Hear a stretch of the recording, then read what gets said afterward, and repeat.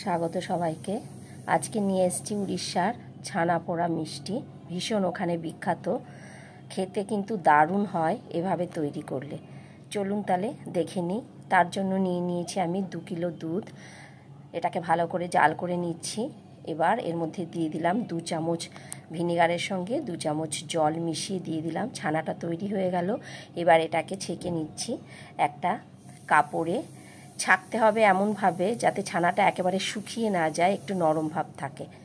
ছানাটাকে নিয়ে নিলাম। এর মধ্যে দিয়ে দিলাম 100 গ্রাম চিনি, কিছু কাজু কিশমিশ কুচি করে দিয়ে দিলাম এলাচ দানা, আর চিনি নিয়ে দিলাম 100 গ্রাম। হয়ে গেল মাখাটা।